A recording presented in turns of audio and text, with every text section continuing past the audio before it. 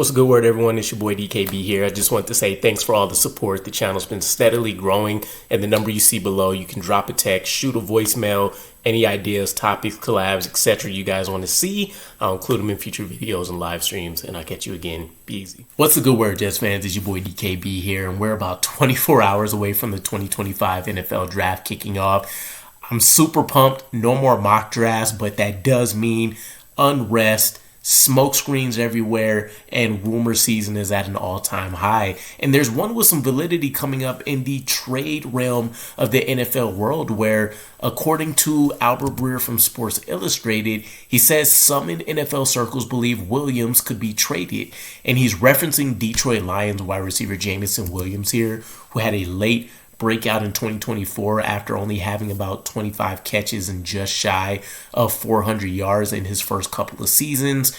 Most of that tied to health concerns, but with him finally being healthy, being able to be out there for the majority, if not all of the season, he was able to break out, crack 1,000 yards receiving, put up almost 10 touchdowns through the air and on the ground, seeing as how the Lions had no problem utilizing him in a multitude of ways. And this just seems like it's something that could really benefit both teams. And I try to look at what are the highlights of pulling off something like this for both teams when we talk about some of these trade rumors. Now, from the Jets' perspective, outside of Garrett Wilson, in 2024 alone, Jameson Williams has already outproduced the remainder of the wide receivers on our roster in receiving yards and catches. Now, we're talking about both of the new additions, Josh Reynolds, Tyler Johnson, I believe is the other one, Xavier Gibson, Irv Charles, Malachi Corley, right? Combination of vets, a bunch of younger guys that haven't gotten a ton of run. Either way, a scary situation to think about nonetheless. In addition to that, you also look at some of the links that are with the Jets on our roster, both in the coaching ranks and on the field. You have Aaron Glenn, formerly of the Detroit Lions. You have Tanner Engstrand, formerly of the Detroit Lions, our new head coach and OC, both intimately familiar with Jameson Williams, not only the production, how he was utilized, but his practice habits, his rehab habits when you think about the injury concerns of what he's gone through there.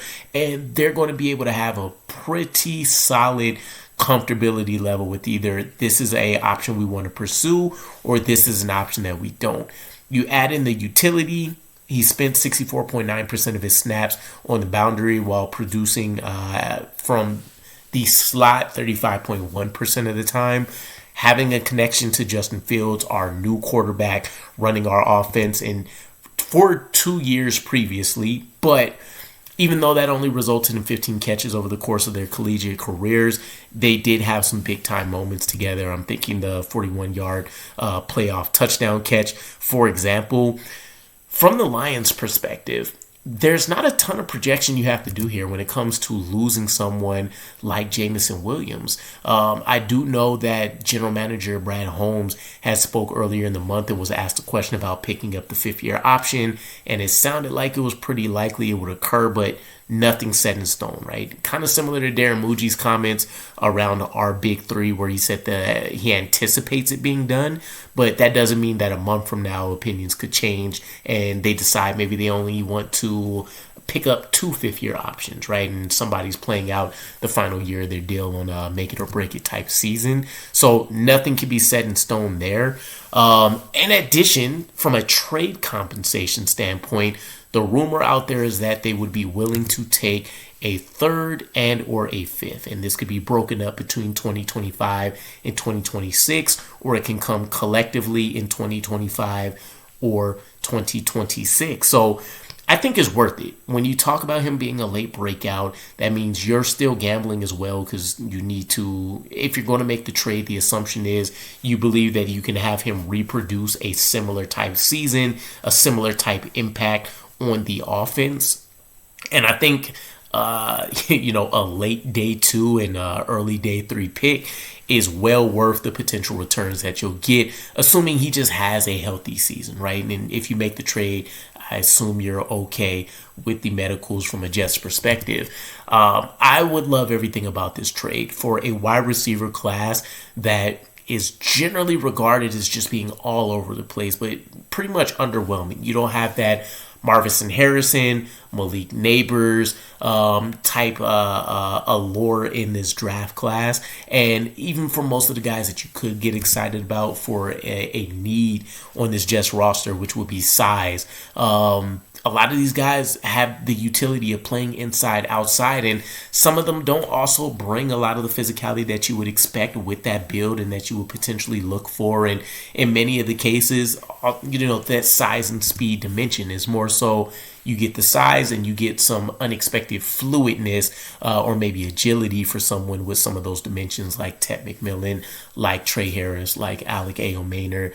And so you have to really determine what's going to be the true value and range that you look to pick those guys up in. But the fifth-year option, I think, is the big question mark for the Detroit Lions here. I believe he has a cap hit around the $5 million coming up in 2025 in the final year, essentially, of his rookie contract. And if they pick up the fifth year, it jumps up to $15.4 million in 2026. So, as I was mentioning earlier, there's not a ton of projection from the Detroit Lions. Jared Goff has already played multiple seasons where he didn't consistently have access to Jameson Williams and his speed skill set out there on the field, which is why they have a multitude of other options. When you look at Amon-Ra St. Brown, when you look at what they've been able to do with like Tim Patrick this year, for example, tight end, running back, offensive line wise, right there, between investments that they need to make for the future and what they already have,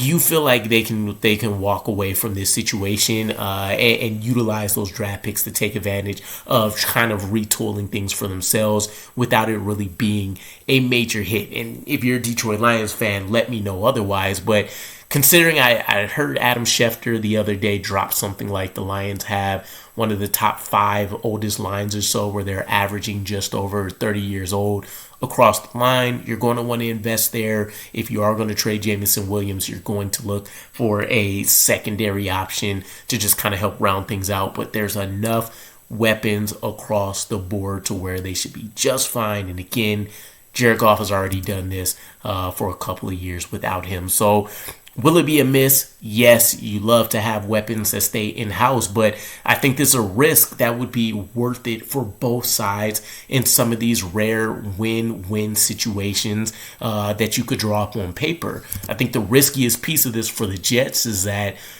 if he happens to be able to reproduce the impact and results again this year, how does that line up with having to extend all of these guys? Sauce Gardner, Garrett Wilson, Breece Hall, Jermaine Johnson. What are you going to do with Quincy? Still going to be question marks across the board. And do you want to have to pay 2 big-time contracts in the wide receiver room at the same time as opposed to having a year or two in between? And I did see a comment come out when some of these trade rumors started surfacing from Jameson Williams. It was either a tweet or something he posted on Instagram where he mentioned loyalty before all else or something to that effect. So he's already, I can imagine what the player mindset is. Already there's going to be some kind of frustration, some kind of malcontent if something like this was to go through. But if you're looking at this, if I'm Aaron Glenn, I'm looking at this, you can essentially set him up in a really comfortable situation from a personnel standpoint. Again, he knows Justin Fields, he'll know Aaron Glenn, he'll know Tanner Engstrand. So it's not like he's being completely thrown into an unknown. He'll have some consistent guiding hands for him as he makes his transition, and it should produce monstrous results for the Jets. If I just think about any variation of the first 2 rounds or so of picks that the Jets can make, you add in Jameson Williams and then you throw on top something like Tyler Warren and or somebody like Trey Harris, or pick your favorite wide receiver in the second round, or even if you want to go tight end and tackle, or if it ends up being wide receiver, tight end, wide receiver, whatever the case is, you feel really good about the weapons suddenly that Justin Fields will be able to try to take advantage of.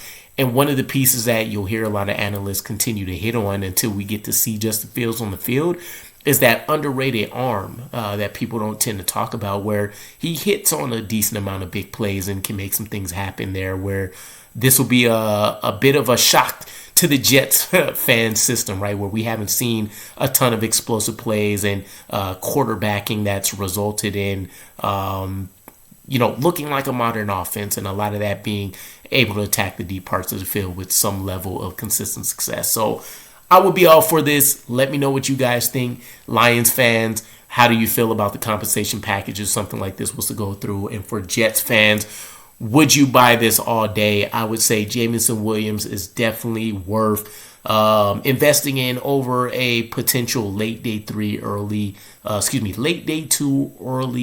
day 3 pick in this particular draft, even though there's some guys I like. Just lessens the risk a little bit more. So let me know what you guys think, and I'll catch you guys again. Peace.